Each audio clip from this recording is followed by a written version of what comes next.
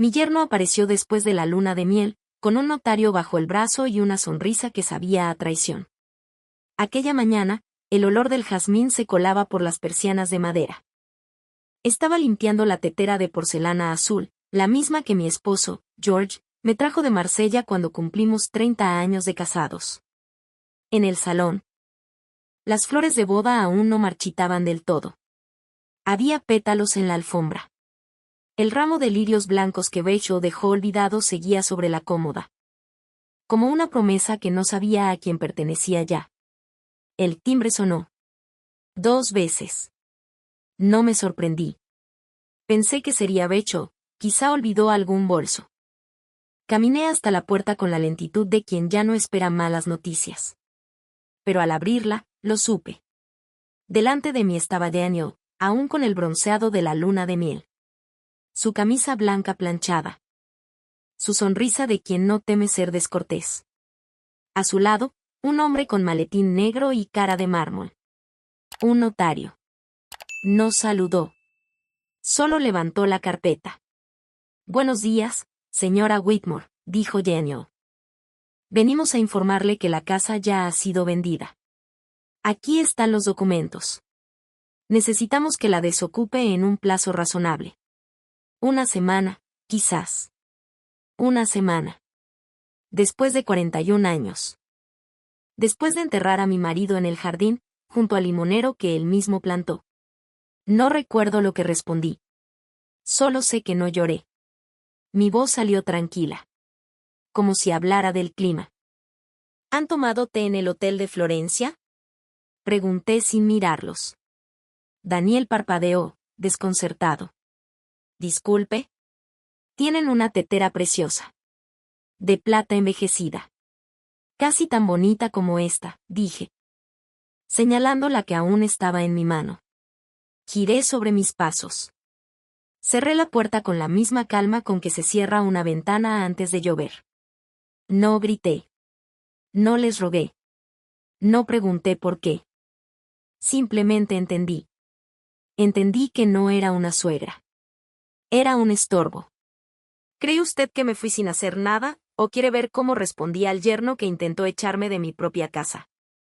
Entonces suscríbase, porque lo que hice no se lo espera a nadie.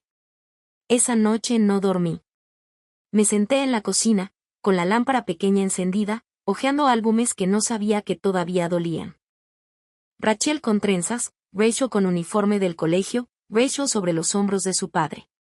Recordé su voz cuando tenía 8 años. Mamá, cuando yo sea grande, tú vas a vivir conmigo, ¿sí? Y ahora, ni siquiera me habían preguntado. No estaban echándome solo de la casa. Me estaban sacando del pasado. Del presente. Y del futuro. A la mañana siguiente. Antes de que el sol subiera del todo sobre la ciudad vieja de Sevilla, me vestí. Blusa de lino blanco, falda hasta la pantorrilla. Me puse los pendientes que George me regaló la noche en que supimos que estaba enfermo. No lo hice por vanidad. Lo hice como quien se ata las botas antes de caminar por la nieve. Ese día fui al banco. Revisé cuentas, busqué movimientos, confirmé nombres. Luego llamé a Marta, mi abogada de confianza. Nos vimos en el café Las Columnas, frente a la Giralda. Pedí café solo. Ella me miró en silencio mientras yo abría la carpeta que llevaba conmigo. ¿Qué ha pasado, Margaret? Me preguntó, aunque sospechaba la respuesta. Le conté todo. Sin adornos, sin lágrimas. Solo los hechos. Quiero iniciar un proceso legal. Pero primero, quiero escuchar algo. Algo muy concreto. ¿El qué? Quiero saber en qué momento mi hija dejó de quererme. Esa misma tarde. Busqué la escritura original de la casa.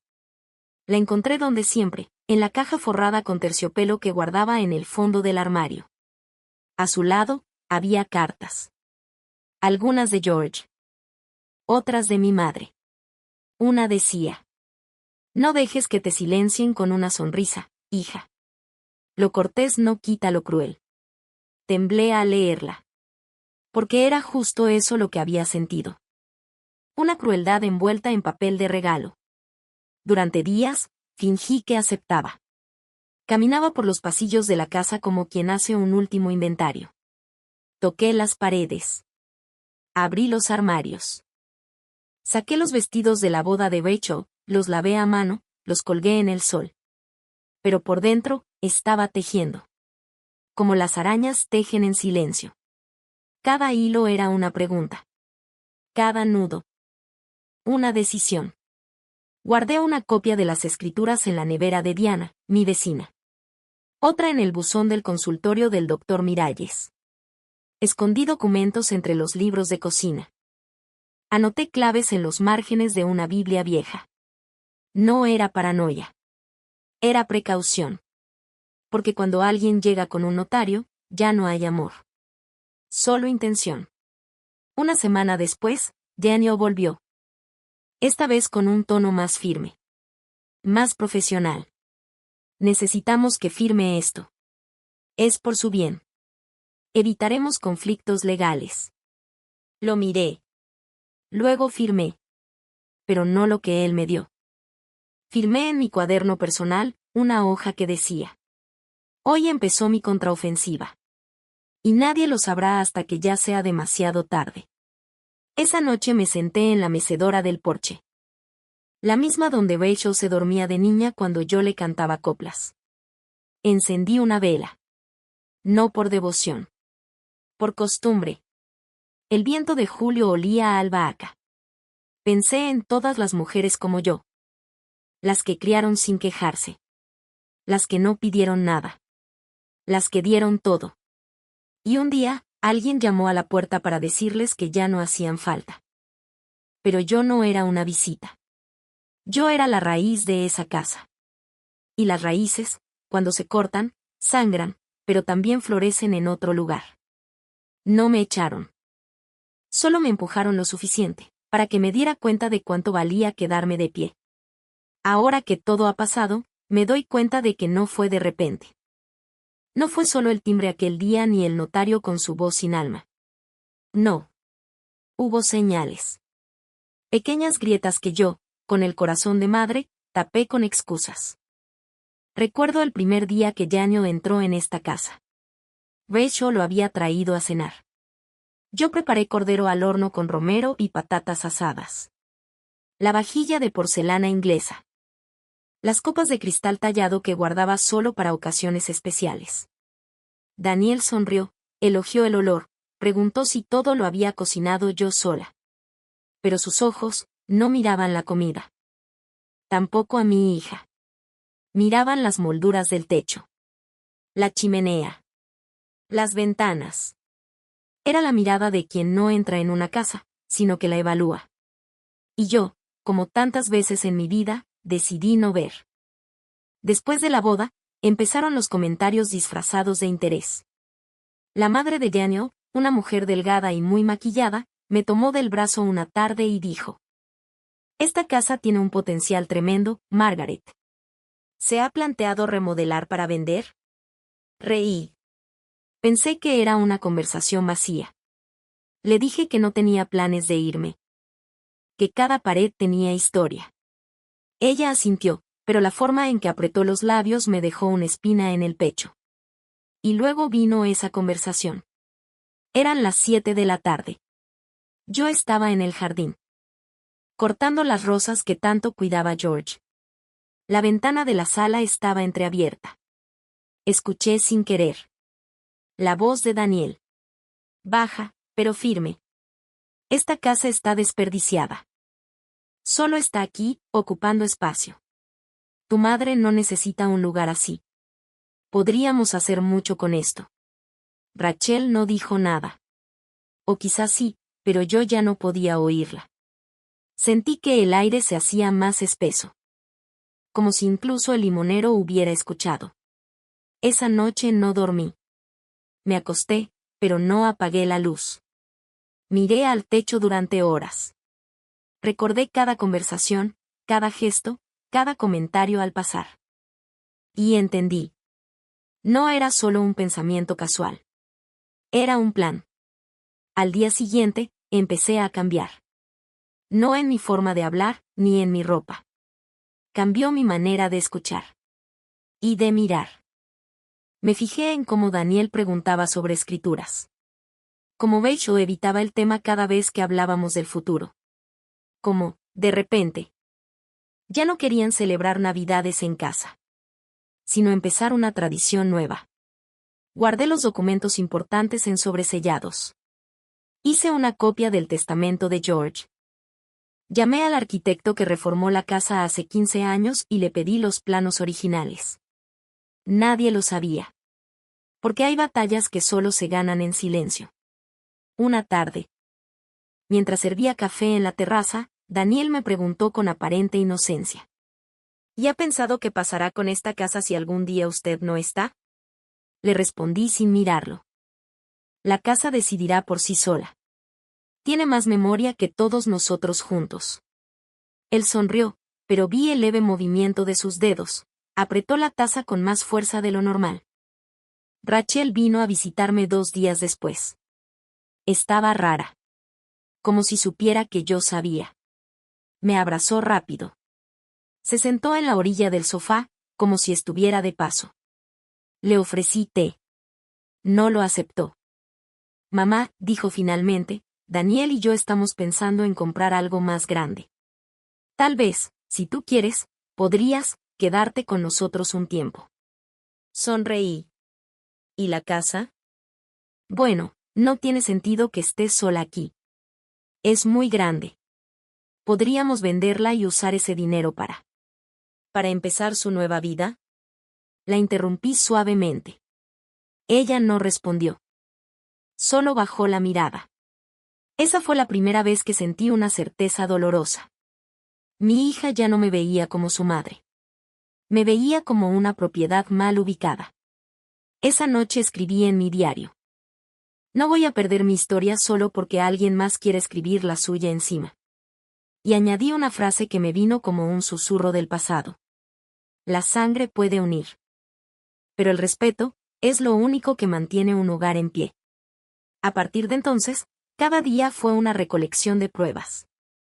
Una conversación grabada, una foto de un papel sobre la mesa. Una frase apuntada en el reverso de una receta. Pequeños testigos de una traición silenciosa. No porque quisiera acosar, sino porque sabía que, algún día, tendría que defenderme. Y cuando eso ocurriera, quería que mis palabras tuvieran respaldo. Como los árboles que no gritan cuando se les corta, pero cuyo tronco guarda cada herida en sus anillos. No fui una víctima. Fui una madre que supo cuando dejar de fingir que no veía lo que siempre estuvo frente a sus ojos. La traición, cuando viene de fuera, duele. Pero cuando viene de dentro, quiebra el alma en pedazos tan pequeños que una ya no sabe por dónde empezar a recogerse. Fue en una tarde cualquiera. El sol empezaba a bajar sobre el barrio de Triana. Estaba regando las hortensias, esas que tanto le gustaban a Lisa, cuando escuché voces al otro lado del seto. Eran Melissa y una amiga suya. O tal vez una prima, no estoy segura. No querían que yo oyera, pero el viento tenía otros planes. Daniel ya está buscando comprador, decía Melissa. Pero tiene que moverlo rápido. Antes de que la vieja reaccione. Silencio. Risas bajas. ¿Y si Margaret se entera? ¿Enterarse? Por favor, si no entendió lo de George, menos entenderá esto. Sentí el agua helada salpicándome los tobillos. La regadera seguía en mi mano, pero mis dedos ya no la sostenían. Volví a entrar en casa sin decir palabra.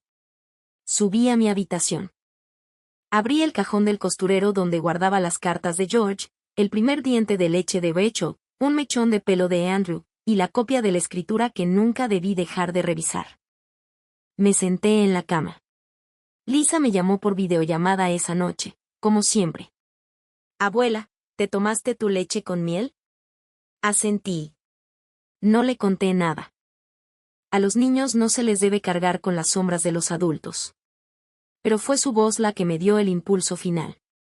A la mañana siguiente llamé a Marta Castillo. Fue ella quien me ayudó cuando George falleció. Una mujer seria, de voz firme y manos que huelen a tinta y paciencia. Nos vimos en su despacho. No nos saludamos con besos. A las mujeres que han enterrado sueños no se les dan besos. Se les ofrece tiempo y documentos en regla. Necesito proteger mi casa, le dije.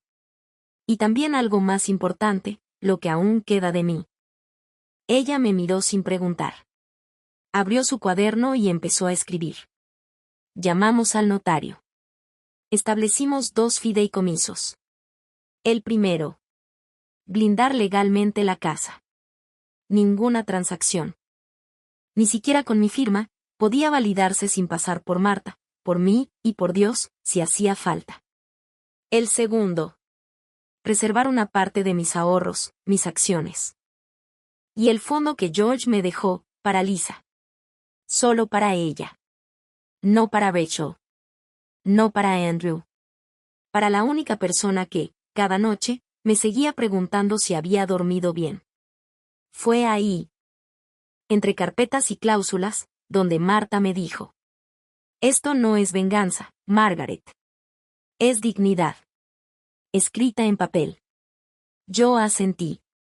Porque cuando una mujer se ha quedado sola con sus memorias, lo mínimo que merece es decidir a quién quiere dejárselas. Pero no me bastaba con papeles. Había algo que no me dejaba en paz.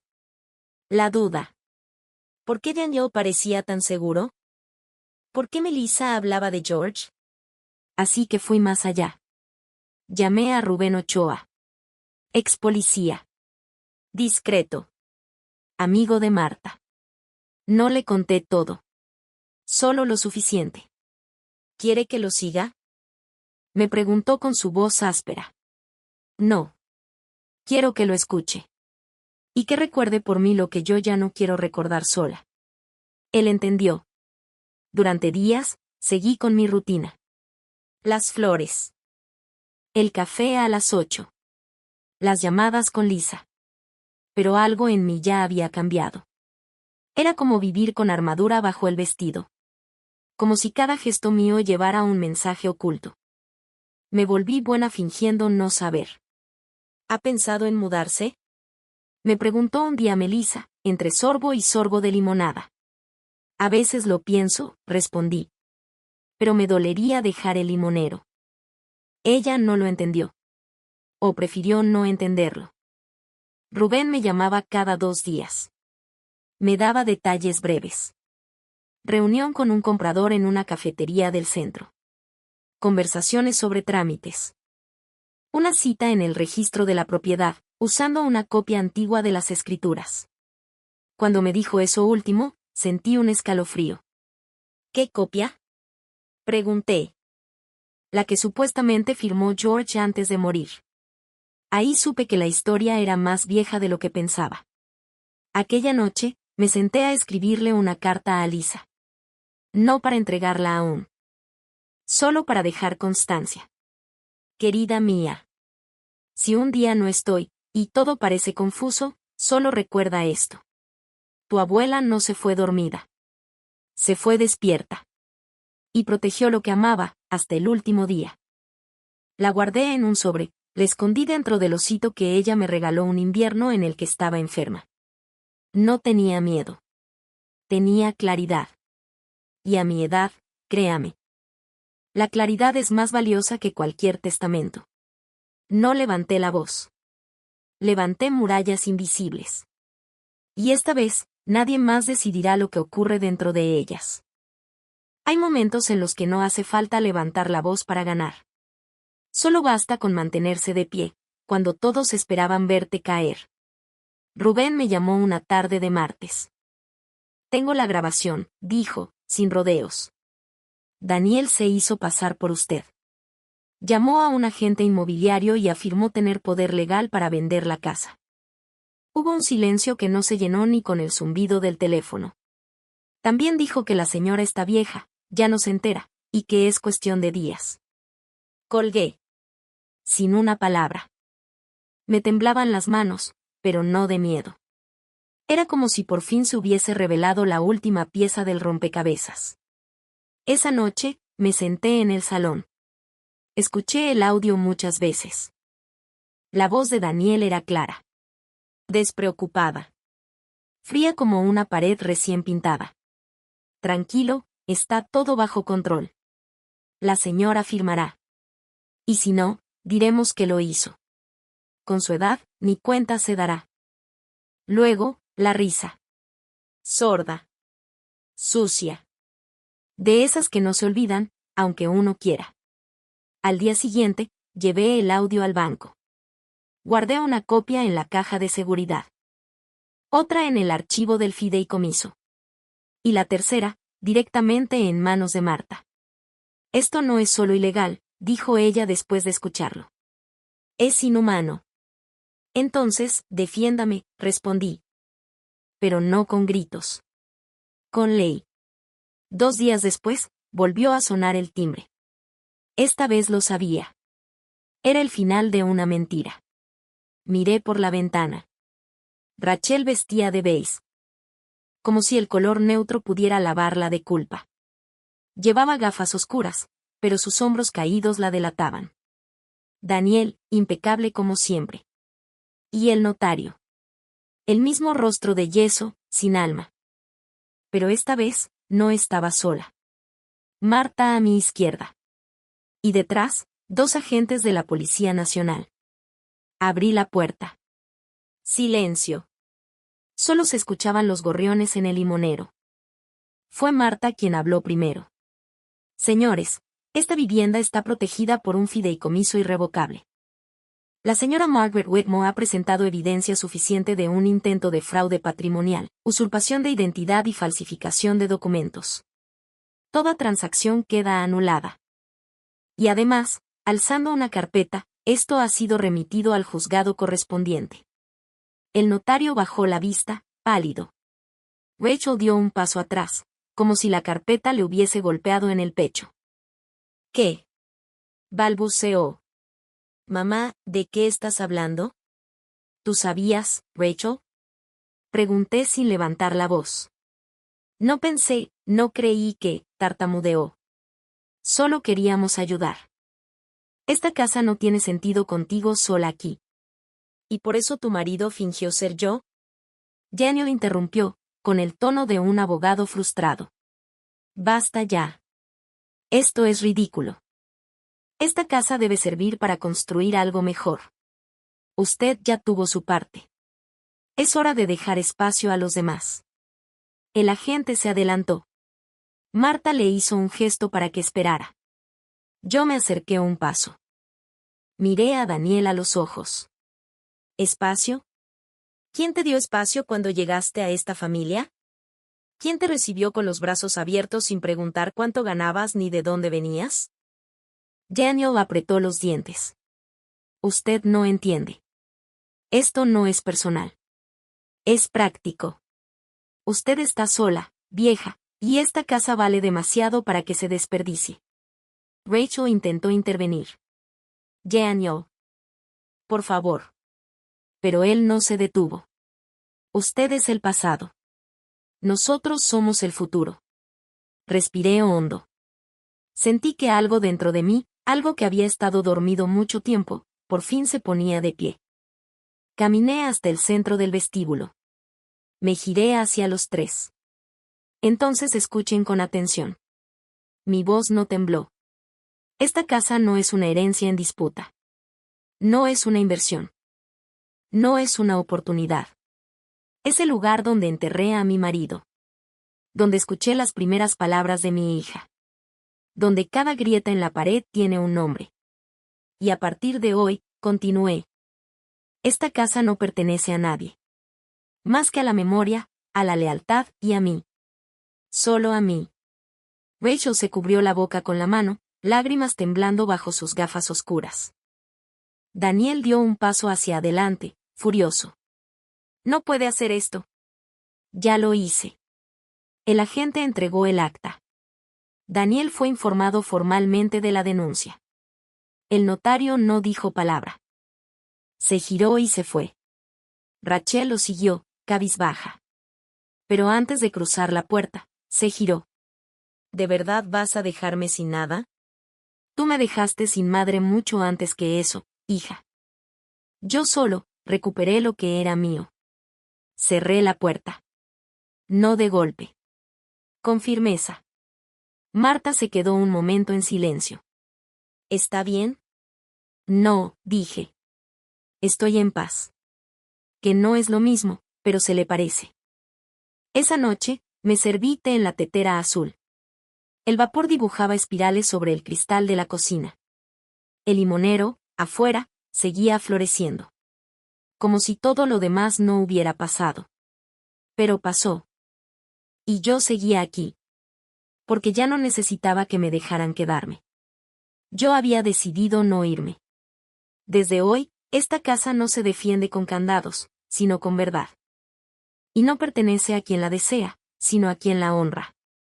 Siempre creí que perder la casa sería lo más difícil. Pero no. Lo más duro fue perder la fe. Esa que una deposita, sin condiciones, en los hijos que parió. 2 días después del enfrentamiento con Daniel y Rachel, Marta vino a casa. Traía los documentos en una carpeta gris. Tomó asiento frente a mí, en la mesa de la cocina. Como si fuésemos 2 amigas que van a tomar té. Pero no. Íbamos a deshacer algo mucho más profundo que un contrato. ¿Estás segura, Margaret? Preguntó ella con esa voz suya, firme pero no dura. Yo asentí. Tan segura como cuando llevé a Rachel por primera vez al colegio. Con miedo, pero con convicción. Había tomado la decisión la noche anterior. Después de hablar con Lisa por videollamada. Ella me mostró un dibujo que había hecho en la escuela. Una casa con flores, una mujer de cabello blanco, y un limonero. Encima. Había escrito con letras grandes. Mi hogar es donde mi abuela me sonríe. No necesitaba más testigos. Marta colocó los papeles sobre la mesa. El Nuevo Testamento. La nueva verdad. Yo eliminaba. De manera formal, cualquier derecho hereditario de Rachel Wetmore y Daniel Hartley. Y en su lugar, dejaba todo lo mío, la casa, los ahorros, las acciones, los cuadros de mi padre. Las cartas de George. A Lisa. Pero con una condición clara, escrita con mi puño y letra, añadida a la cláusula final. Esta herencia será suya solo si, al llegar a la mayoría de edad, demuestra haber crecido con bondad, respeto y memoria. No se premia la sangre. Se premia la humanidad. Llamé a Rachel y Daniel esa misma tarde. Les pedí que vinieran. No expliqué mucho. Solo dije, es importante. Llegaron juntos. Sin flores. Sin preguntas. Con la mirada de quien cree que aún puede torcer tu voluntad con un gesto. Nos sentamos en el salón. Yo con la carpeta en la mano. Ellos, con los brazos cruzados. He modificado el testamento, dije sin rodeos. Daniel frunció el ceño. Rachel solo me miró como si no entendiera. Los he retirado a ambos como beneficiarios. Silencio. El reloj del abuelo, en la esquina, fue el único que se atrevió a decir algo. Tic. Tac. Daniel fue el primero en hablar. Esto es una locura. ¿Nos estás castigando por un malentendido? ¿Malentendido? Reí, amarga. Tú fingiste ser yo para vender mi casa. Lo hice por el bien de todos. Para liberar ese patrimonio muerto. ¿Muerto? Repetí. Pues mira qué ironía. Tú estás más vivo que nunca, y yo soy la que tuvo que resucitar para defenderme. Rachel se incorporó lentamente. ¿Y a quién se lo dejas, entonces? ¿A un abogado? ¿A esa vecina tuya con la que ahora tomas café? A Lisa. Sus labios temblaron. Una niña. Una niña que, a su corta edad, ha demostrado más compasión que ustedes con todos sus años. Daniel dio un golpe sobre la mesa. Esto no quedará así. Me acerqué. Sin miedo. ¿Y sabes por qué te duele? Porque por primera vez en tu vida, alguien te dijo no. Y tú no sabes qué hacer con eso. Rachel guardó silencio. miraba al suelo. Como si las baldosas pudieran darle una explicación que no encontraba en mi cara. ¿Qué hicimos tan mal? Susurró, casi para sí misma. Respiré hondo. Creyeron que porque yo amaba, también iba a permitir. Y no. El amor no es rendición. El amor, hija mía, también sabe decir basta. Me giré. Caminé hasta la ventana. El sol caía sobre el limonero. Como siempre. ¿Saben que duele más que ser traicionada? Silencio. Duele darlo todo, y aún así ser vista como un obstáculo. Daniel recogió su abrigo. Te estás equivocando, Margaret. Estás rompiendo la familia. La familia no se rompe con decisiones. Se rompe con silencios. Y ustedes ya rompieron demasiado. Cuando salieron, no les pedí que se quedaran. Tampoco les cerré la puerta de golpe. Simplemente la dejé entreabierta. Como quien aún cree que algún día alguien sabrá volver con humildad. Esa noche, me acosté sin té. No porque no quisiera. Sino porque, por primera vez en mucho tiempo, no lo necesitaba para dormir. Había paz. Y también dolor. Pero un dolor distinto. El que se siente después de hacer lo correcto. Aunque te duela el alma. Antes de apagar la luz, escribí en mi diario. Hoy firmé mi libertad. No con rabia. Con claridad. Y luego, debajo, añadí. He perdido herederos. Pero he ganado la certeza de que lo mío no se lo llevará el olvido. Me llamaron egoísta por proteger lo que construí. Pero egoísmo es pedir amor sin devolver respeto. Me tomó casi toda una vida entender algo tan sencillo. Uno puede alejarse sin quedarse sola. Y no por orgullo, sino por protección. Después de cambiar el testamento y poner límites. Todo parecía más claro. Hasta que llegó el silencio. No ese que se siente en la noche, sino el que viene de los hijos. Ese que pesa más que el aire. No recibía llamadas. Las fotos familiares seguían en el estante, pero ya no dolían. Las noches eran más ligeras. Y, a la vez, más vacías. Lisa me ayudaba cada tarde a ordenar documentos. Una de esas tardes. Entre carpetas viejas y sobres descoloridos, encontramos una nota de George. Si alguna vez te sientes sola, no te encierres. Busca a otras mujeres. Las que han amado, perdido, resistido. Porque entre ellas, estarás en casa. Y así fue como llegué al grupo del centro cívico. No buscábamos consuelo. Buscábamos estrategia. Y, sin querer, nos convertimos en aliadas. Mientras tanto, Lisa y yo compartíamos todo. Archivos, lentejas, y tardes en el jardín. Yo le enseñaba a podar un rosal con cuidado. Como quien enseña también a proteger su dignidad. Hasta que un día, sonó el timbre. No era Andrew esta vez. Era Rachel. Y su rostro ya no era el mismo. Tenía ojeras. Los labios partidos. Y una cicatriz en la ceja que alguien había intentado cubrir con maquillaje. Me quedé sin palabras.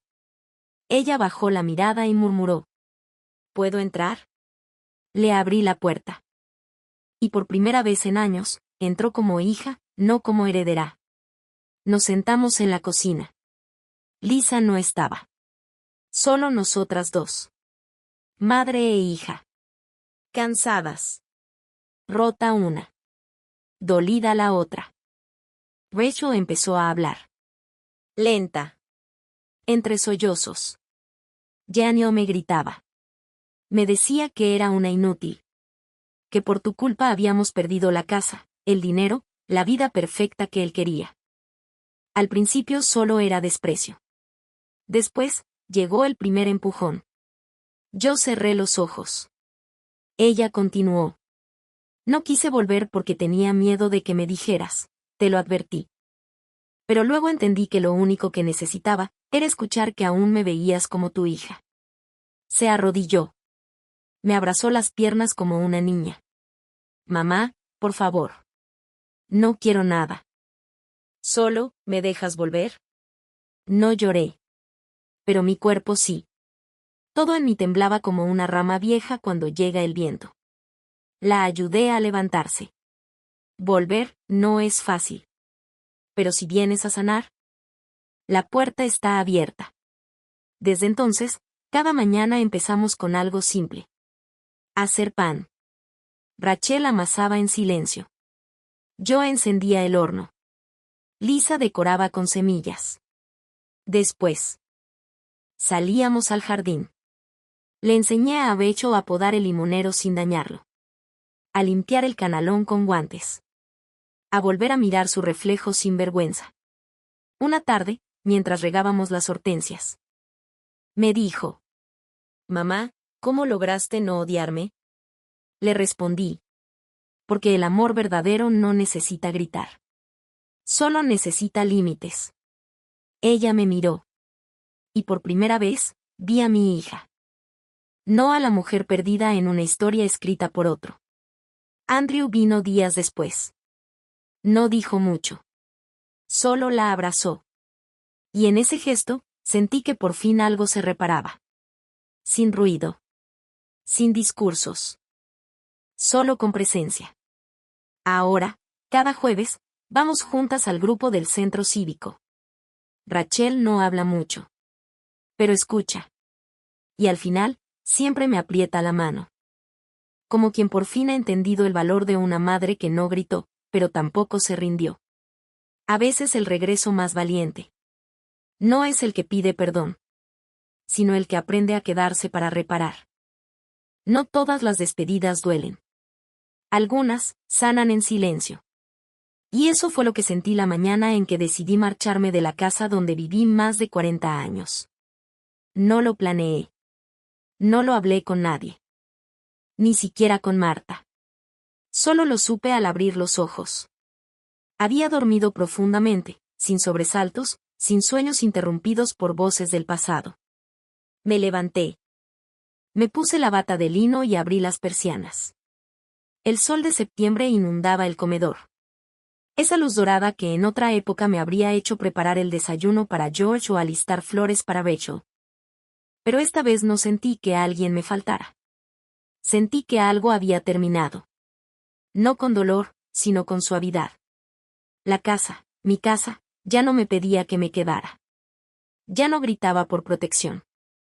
Era solo eso, una estructura noble, silenciosa, que había cumplido su ciclo conmigo.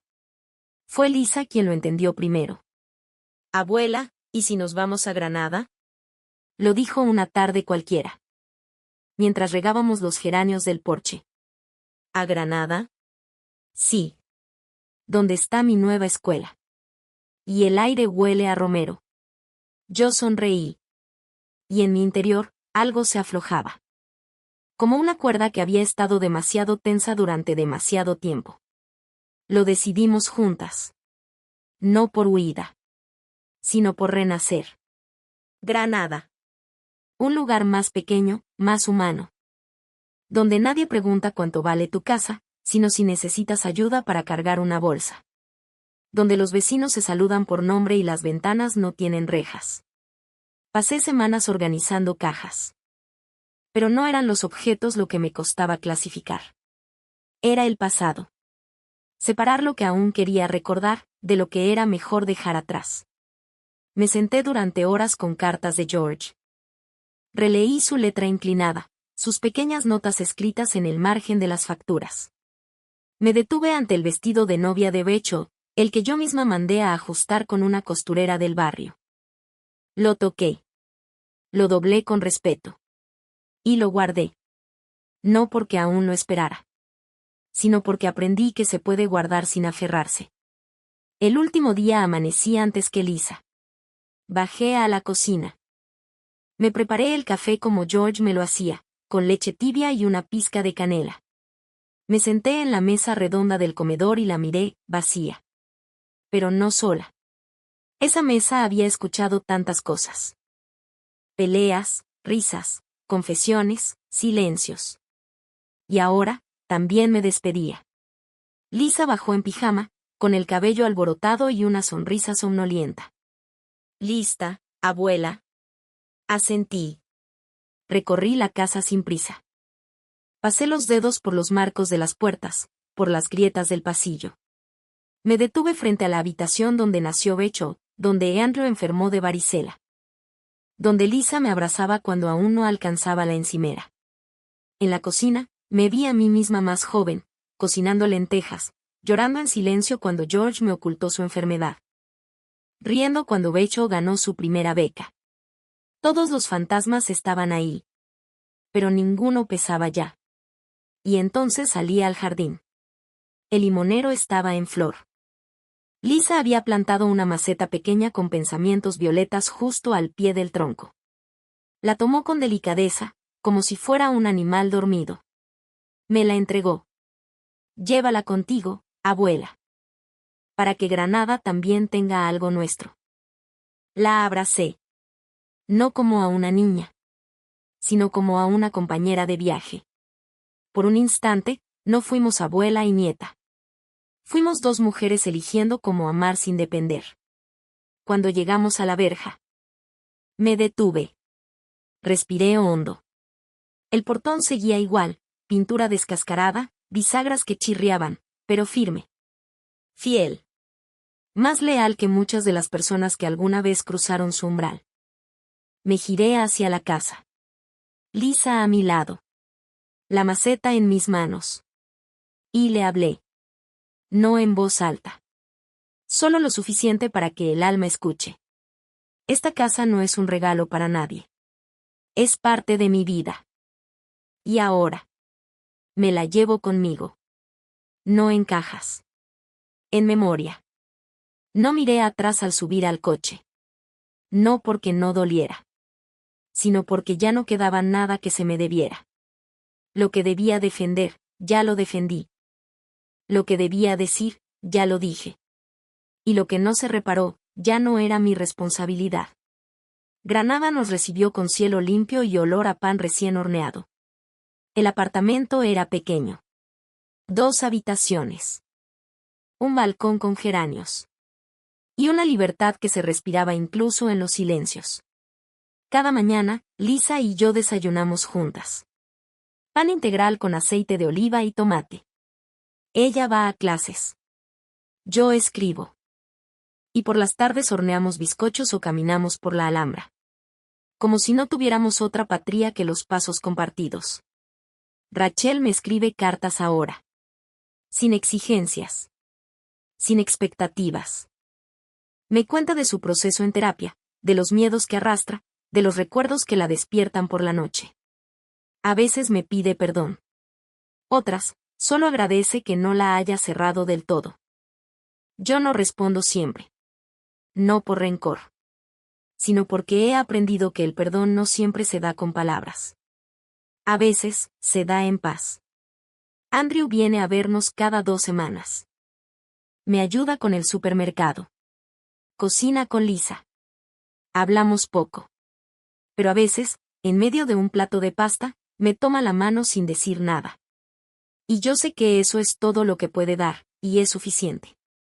Un día, mientras ponía tierra nueva en la maceta que trajimos del limonero, Lisa me preguntó. «Abuela, ¿te arrepientes de algo?» La miré. El sol le daba en el cabello. Sus manos estaban sucias de tierra. Pero su mirada era limpia. Sin rencor. Sin pasado. Solo presente. Sí, respondí. Me arrepiento de no haber dicho no más temprano. De haber creído que el amor se demuestra aguantando todo. Y de haberme olvidado, que también merezco ternura. Ella me abrazó. Y en ese momento entendí. Yo no me fui. Yo solo elegí empezar de nuevo. Donde no tuviera que pedir permiso para ser yo. Porque a veces, irse no es huir. Es regresar a ti misma. Con la espalda más recta. Con el corazón menos roto. Y con la certeza de que aún puedes florecer. No abandoné mi hogar. Me llevé conmigo lo único que valía la pena. La dignidad. Y el amor que no me pidió permiso para quedarse. Mi nueva casa en Granada no tiene mármol en las escaleras, ni jardín con limonero. Tampoco techos altos, ni puertas con herrajes antiguos. Pero cada mañana, al abrir la ventana y sentir el aire fresco acariciar mi cara, sé que he llegado a un lugar donde la vida no se mide por metros cuadrados, sino por paz interior. Vivimos en un segundo piso. En un edificio blanco con geranios en los balcones. Lisa ha decorado el nuestro con dibujos suyos, un pájaro azul, una taza de té, y un cartel que dice, aquí se vive lento, pero se vive bien. La luz entra sin pedir permiso. Cada rincón está lleno de pequeños rituales nuevos. Poner la mesa con flores secas, hornear pan con semillas, escribir 3 cosas bonitas cada noche antes de dormir. Mi cuerpo, tan acostumbrado al peso, empieza a moverse con otra cadencia. Más ligera. Más mía. Nuestra vecina, doña Carmen, fue la primera en tocarnos el timbre. Una mujer de 82 años, bajita. Con el cabello perfectamente recogido y un perfume que huele a jazmín y determinación. Soy Carmen, del tercero A. No vengo a pedir sal, vengo a invitarla a clase, dijo sonriendo. Mostrándome un pequeño volante escrito a mano. Clases de inglés para adultos mayores. Todos los martes a las 5 de la tarde. Para que la cabeza no se oxide. Me reí. Le agradecí. Pero le dije que ya estaba muy mayor para aprender cosas nuevas. Carmen me miró fijo, con esos ojos de quien ha vivido más de una vida. Y para respirar, también hay edad. Lisa insistió. Vamos. Abuela. Puede que no te guste. Pero al menos ríes un rato. Y yo quiero verte reír más. No supe decirle que no. No después de que ella, tan pequeña, había sostenido mi alma con las 2 manos durante tantos meses. Así que fui.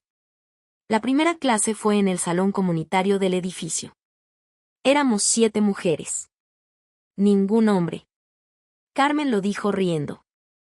Los hombres creen que ya saben todo, y por eso no vienen. Cada una tenía un cuaderno nuevo, un lápiz, y ganas de intentar. Yo no sabía qué esperaba. Pero no era esto. No esperaba sentirme parte. No esperaba olvidarme del reloj.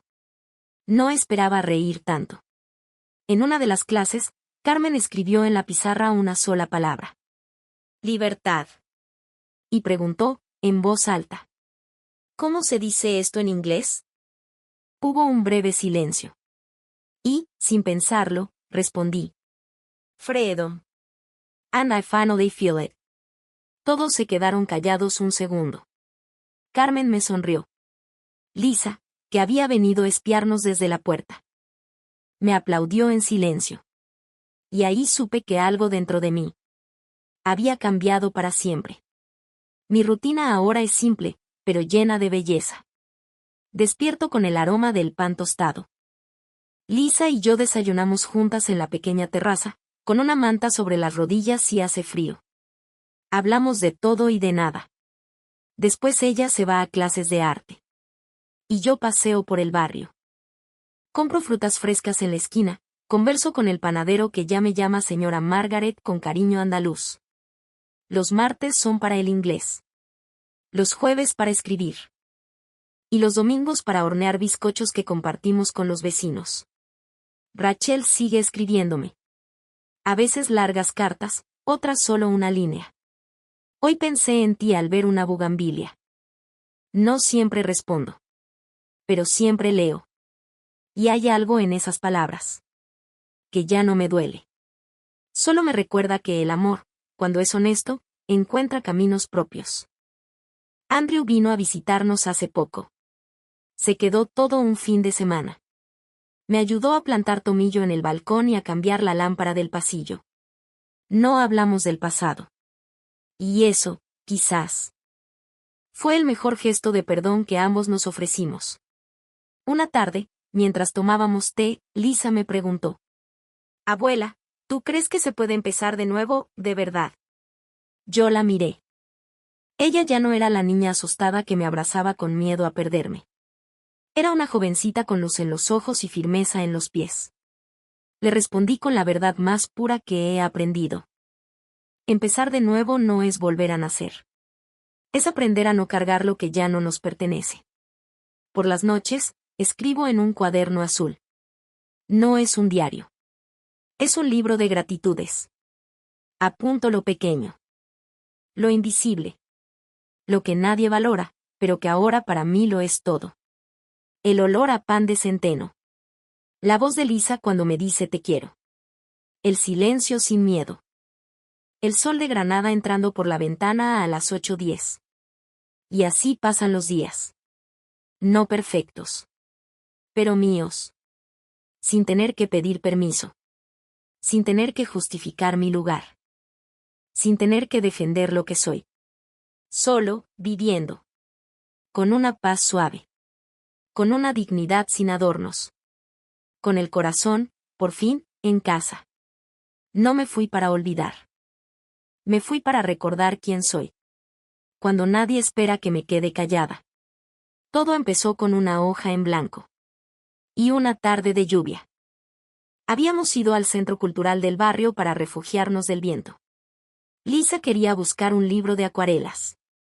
Yo solo quería sentarme y esperar. No buscaba nada.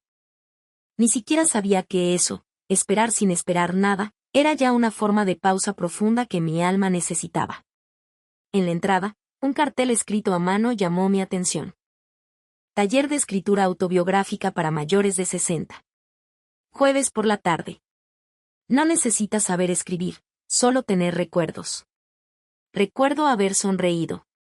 Y murmuré, bueno, de eso sí tengo. Al jueves siguiente, me presenté. Sin muchas expectativas. Solo un cuaderno de tapas blandas y un bolígrafo negro.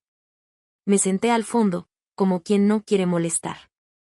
La sala estaba llena de rostros como el mío, arrugados, serenos, con un brillo suave en los ojos.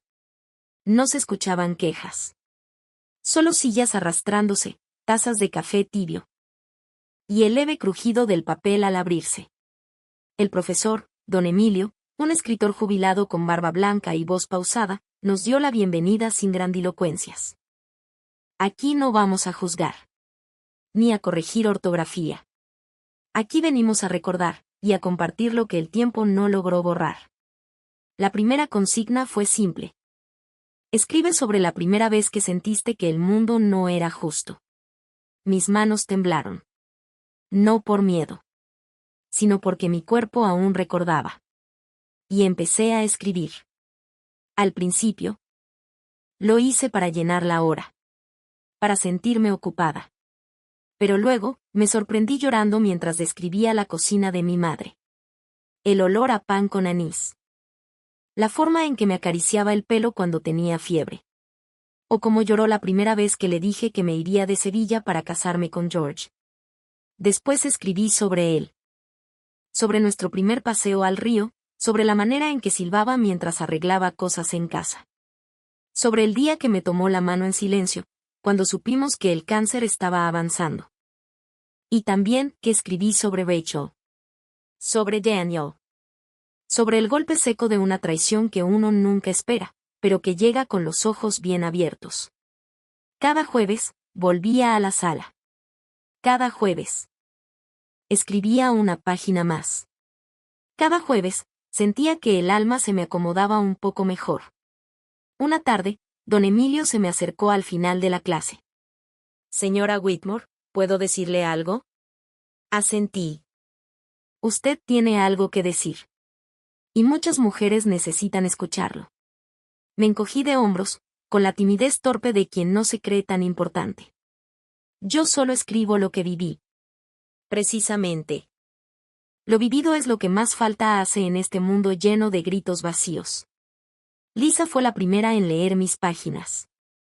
Se las mostré con cierta vergüenza. Como si le estuviera enseñando cicatrices mal curadas. Pero ella, tras leerlas, me abrazó fuerte y me dijo: Abuela, ¿y si hacemos un podcast? ¿Un qué? Un podcast. Tú hablas. Yo grabo. Y lo subimos a internet. Podemos llamarlo Abuela Margaret. Para que otras abuelas te escuchen. las que nadie escucha. Las que solo necesitan una voz que les diga, yo también pasé por eso. Me reí. Pensé que era una locura. Pero esa noche, no pude dormir.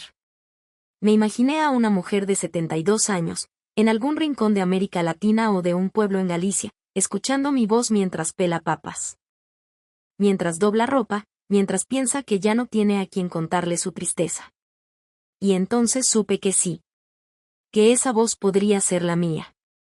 El primer episodio fue casero. Lisa me grabó con su móvil. En la mesa de la cocina. Yo conté cómo me enamoré de George. Cómo lo esperé cuando estuvo en el servicio militar.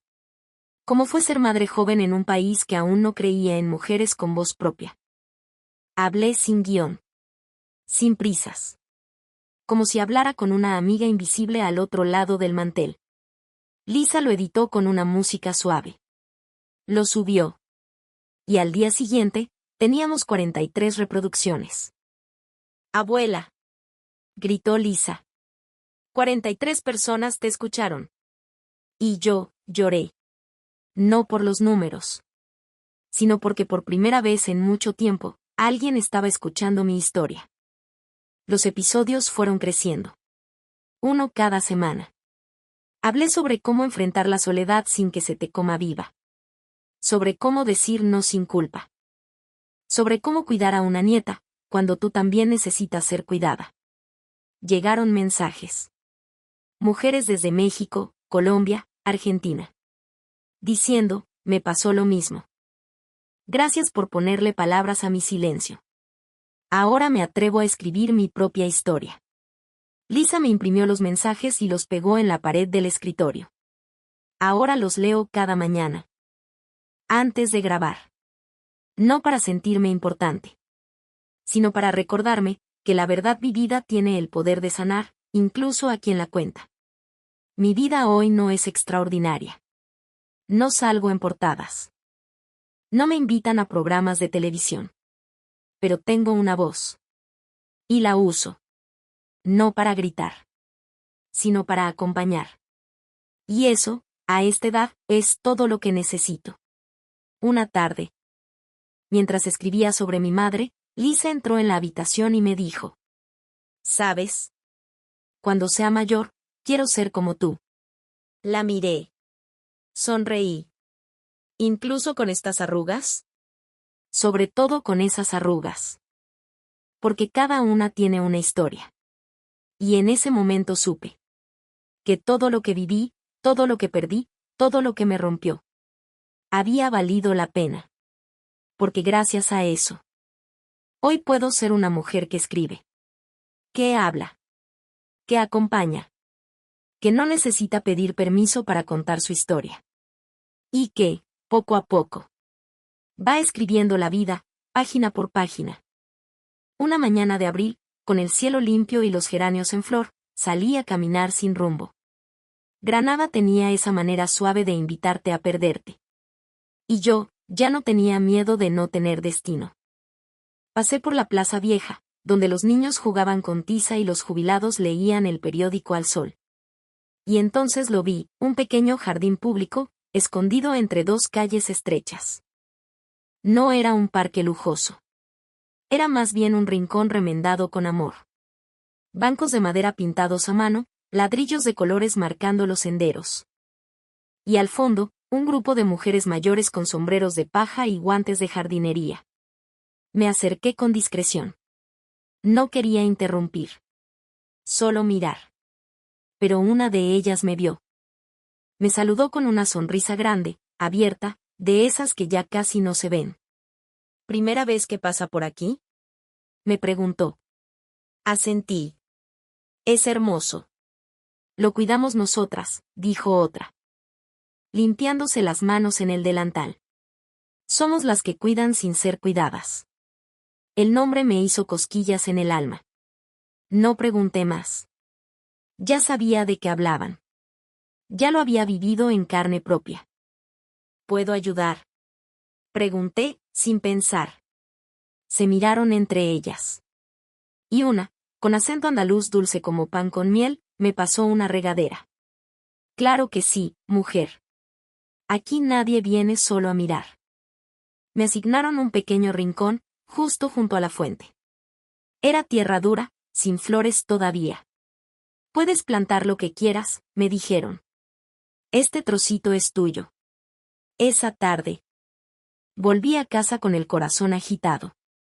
No por el esfuerzo, sino por la emoción de sentirme útil, sin necesidad de que nadie me lo pidiera. Al día siguiente, fui al vivero con Lisa. Escogimos juntas unas hortensias azules. Al tocarlas, recordé de inmediato a mi madre. Ella las adoraba. Decía que eran como el alma, cambiaban de color según la tierra que las alimentara. Estas. Abuela, dijo Lisa. Estas son tú. Las planté con cuidado. Una por una. Hundí los dedos en la tierra como quien pide perdón. Como quien agradece. Cada martes, el grupo se reunía. Éramos 7 mujeres. Algunas vivían solas. Otras con mascotas. Una venía en silla de ruedas y decía que sus manos aún servían, aunque sus piernas ya no. Hablábamos poco al principio. El sonido del rastrillo y la regadera bastaba. Pero con el tiempo, empezamos a contarnos historias. La de Carmen, que cuidó a su esposo enfermo durante 12 años, y cuando él murió. Sus hijos se pelearon por el piso que dejaron. La de Amalia, que fue maestra rural en los 70 y que aún escribe cartas a sus exalumnas, aunque ya no sepa si siguen vivas. La de Inés, que nunca se casó y dice que su familia es este jardín. Y la mía. No la conté entera. Solo dejé caer trozos, como semillas. Yo también cuidé, dije una tarde, mientras limpiaba las hojas secas de mis hortensias. A veces demasiado. Y un día descubrí que nadie sabía cuidarme a mí. Nadie respondió. Pero todas entendieron. Un jueves. Carmen trajo una caja de té y dijo: Hoy no cavamos. Hoy escuchamos. Y me miró. Margaret, cuéntanos una historia. Me puse nerviosa. No traía nada preparado. Pero respiré hondo y empecé. Conté una tarde de infancia en Sevilla. Como mi madre me llevaba al mercado, como me compraba una empanada de atún, como reía con los ojos cuando regateaba por un ramo de flores. Cuando terminé, hubo silencio. Y luego, aplausos. No de esos teatrales. Eran más bien suaves, lentos. Como caricias al alma. Gracias, susurró Amalia. Me hiciste acordar del olor del pan de mi abuela. Desde entonces, cada semana, contaba una historia. A veces inventada. A veces sacada de mis cuadernos del taller de escritura. A veces solo una anécdota. Ellas escuchaban con los ojos cerrados. Como si cada palabra fuera un hilo que cosía algo roto por dentro. Las hortensias crecían. Azules intensas, como si supieran que eran herencia de una mujer fuerte. Lisa venía algunos fines de semana. Les traía bizcochos o ayudaba a pintar los bordes de los bancos. Carmen la adoraba. Tienes suerte, Margaret, me dijo un día. No todas tenemos una nieta que escuche. Yo también le escucho a ella, respondí. Y eso, lo aprendí tarde. El jardín se convirtió en más que un espacio. Era un refugio. Un lugar donde las que habían dado todo, ahora recibían algo. Aunque fuera un sorbo de té. Aunque fuera un aplauso sincero. Una tarde, mientras regaba, Inés me preguntó: ¿Qué es lo que más extrañas? Pensé en George. En los abrazos silenciosos. En la casa grande que ya no era mía. Extraño sentir que pertenezco, respondí. Pero aquí, estoy empezando a sembrar otra forma de pertenencia. Ella asintió. Aquí todas lo hacemos. Y esa noche. Al volver a casa, Lisa me dijo: Te ves más joven. Me reí. Será el sol. No, abuela. Es la felicidad. Me miré en el espejo antes de dormir. No vi arrugas nuevas ni menos canas. Pero sí vi otra cosa. Una luz. Una suavidad. Como si por fin, el alma tuviera sombra fresca donde descansar. Y supe que tenía razón. Había vuelto a plantar algo. Y no eran solo flores. Era futuro. Nunca imaginé que una voz como la mía, bajita, con pausas largas y palabras masticadas por los años, pudiera llegar tan lejos. Empezamos este podcast como quien enciende una vela en un cuarto vacío. Lisa, con su entusiasmo de veinteañera, y yo, con la cautela de quien ha aprendido que no todo lo que se comparte es bien recibido. Pero esta vez, fue distinto. El primer episodio nació entre tostadas, una taza de té de manzanilla, y esa sensación dulce de estar haciendo algo solo por placer. Nada más. Nada menos. Pero el mundo, bendito mundo, tenía hambre de voces como la mía. Primero fueron 10 oyentes. Luego 40. Después 100. Un día, sin previo aviso, miles. Lisa me leía los comentarios con los ojos brillantes. Mira, abuela, esta señora escribe desde Argentina. Yo también creí que el silencio era el único refugio. Gracias por recordarme que todavía tengo voz. Yo no decía nada. Solo asentía. Porque hay palabras que no se responden. Se sienten. Pero hubo un mensaje, que me rompió por dentro y me reconstruyó a la vez. Mi nieto escuchó tu historia conmigo. Y por primera vez, me preguntó si alguna vez me sentí invisible. Me quedé mirando esa línea como si fuera un espejo. Y me vi ahí, en cada mujer que fue reducida a la función de cuidar, de servir, de sostener. Pero nunca fue mirada. Imprimí ese mensaje. Lo colgué al lado del escritorio donde grabábamos. Cada vez que siento que no tengo nada nuevo que decir, lo leo. Y vuelvo a empezar. Nuestro ritual ya estaba definido, cada jueves. Después del desayuno, grabábamos. Sin guión. Sin maquillaje. Sin estrategia. Solo corazón. Yo hablaba de cosas pequeñas. Cómo se riega una hortensia sin ahogarla. Cómo se dice me duele sin sonar débil. Cómo se aprende a dormir sola, sin sentirse sola. Y sin embargo, esas pequeñas cosas abrían heridas dormidas en otras. Y también, abrían puertas. Nos empezaron a escribir desde México, Chile, Galicia, Marruecos.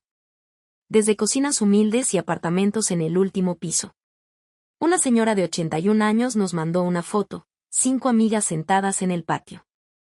Con auriculares puestos y un cartel hecho a mano que decía: Nosotras también somos abuela Margaret. Me reí. Y luego lloré.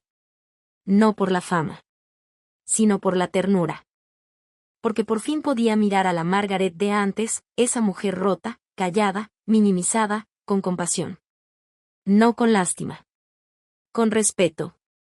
Porque ella sobrevivió. Y ahora, estaba floreciendo. Un día.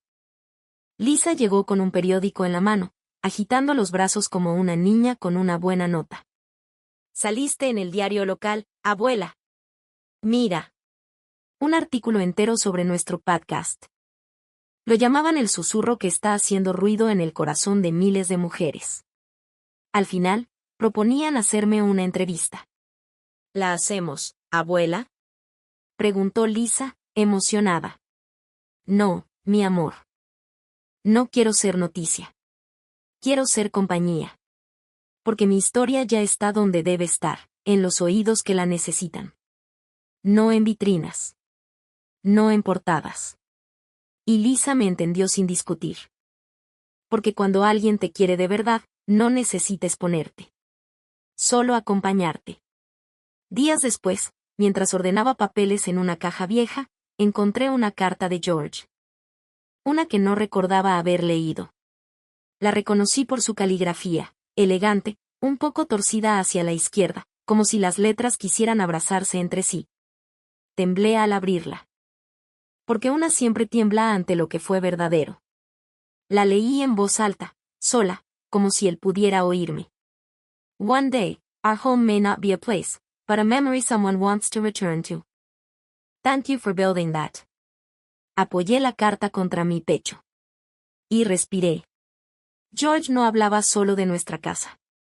Hablaba del amor como refugio. De los gestos pequeños. De las manos que no sueltan. Incluso cuando ya no están. Lisa me encontró así. Sentada en el suelo. Con los ojos llenos de agua pero el alma, seca, liviana. ¿Estás bien, abuela? Sí, le dije. Estoy mejor que bien.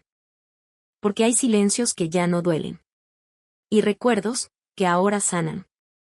Esa noche, antes de dormir, Lisa me abrazó. Fuerte. Con los dos brazos. Con todo su corazón. Gracias por dejarme escucharte. Abuela. Y yo, por fin, pude contestar algo que llevaba años queriéndome decir. Gracias, por no dejarme en silencio. Desde entonces, cada vez que subimos un nuevo episodio. No lo pienso como contenido. Lo pienso como una carta lanzada al viento. Una carta para esa mujer que hoy siente que nadie la ve.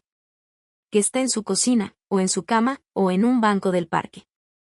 Creyendo que ya no tiene nada que ofrecer. Si alguna de ellas me escucha. Y sonríe. Y suspira. Y se dice a sí misma. Todavía soy yo. Entonces todo, absolutamente todo, habrá valido la pena. La historia no solo habla de una mujer. Habla de todas las que alguna vez se sintieron olvidadas, pero siguieron de pie. Nos recuerda que el amor propio y la fuerza interior no tienen edad. Y que elegirte a ti misma, aunque sea tarde. Es el acto más silencioso, y más poderoso de libertad. Si esta historia tocó algo dentro de ti. Comenta número 1 aquí abajo, así sabremos que no estás sola. Y si alguna vez te has sentido invisible, olvidada o simplemente cansada de no ser escuchada. Suscríbete ahora mismo. Porque este canal no solo cuenta historias. Aquí vas a verte reflejada. Y lo que viene. Es aún más profundo, más real, más tuyo. Activa la campanita. No permitas que otra historia que podría cambiar tu vida, se te escape. Esta es una historia ficticia que no pretende ofender ni atacar a nadie. Fue creada únicamente para transmitir una lección significativa a los espectadores. Y todos los nombres de los personajes son completamente ficticios.